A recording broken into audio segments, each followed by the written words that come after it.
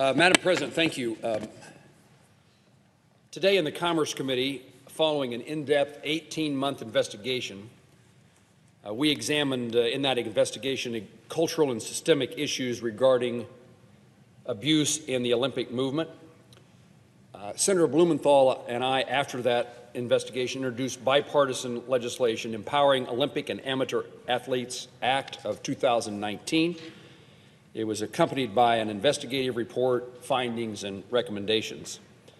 I'm pleased today that the Commerce Committee approved that legislation. This marks a significant step forward to improving the protections and representation provided to our amateur athletes. The subcommittee that I chair exercises jurisdiction over the U.S. Olympic Committee and amateur sports at large, and I remain fully committed to ensuring the health and safety of all American athletes. Our Empowering Olympic and Amateur Athletes Act would enact reforms to the U.S. Olympic system by strengthening legal liability and accountability mechanisms, restoring a culture of putting athletes first, fortifying the independence and capacity of the U.S. Center for Safe Sports. Our investigation, which led to the foundation of provisions in this bill, included 4 subcommittee hearings, interviews with Olympic athletes and survivors, and the retrieval of 70,000 pages of documents. This is also made possible by the supportive leadership of the committee, the chairman and ranking member, Senator Wicker and Senator Cantfield, and the contributions of the committee staff, including the contributions of my staff and those of former Chairman Thune and Ranking Member Nelson.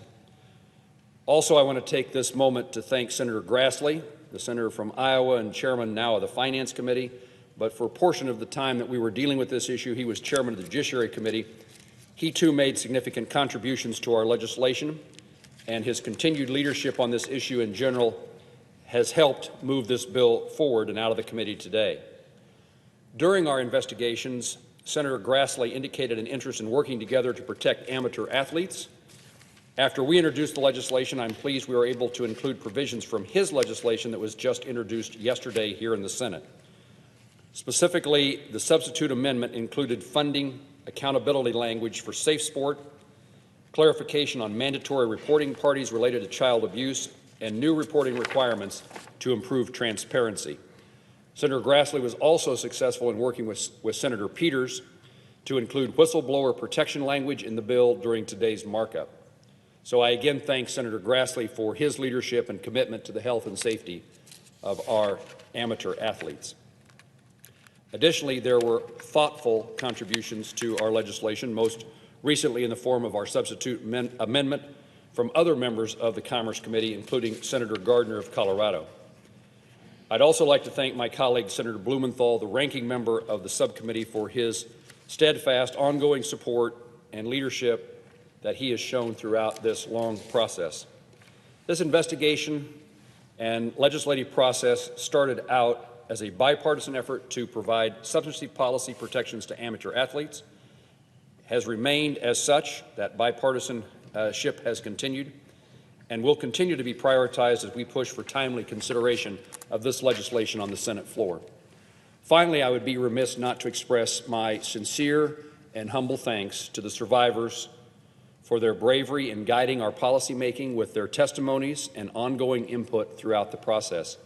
Their willingness to recount and to relive their traumatic experiences played a vital role in informing Congress as it seeks to address key reporting, governance, and resource issues within the Olympic system, and this critical legislation would not have happened without their active involvement. I will never forget the question that was asked of me by one of the survivors as we were gathered together in the Russell Senate office building. And the question was, why was there more than one? And it's a question that we would always hope to answer. There should never be a victim or survivor of sexual abuse. And if there is one, there should never be a second. And the sad thing about this circumstance that we found ourselves in, that the athletes found themselves in, was not only was that there was one, but there were many more.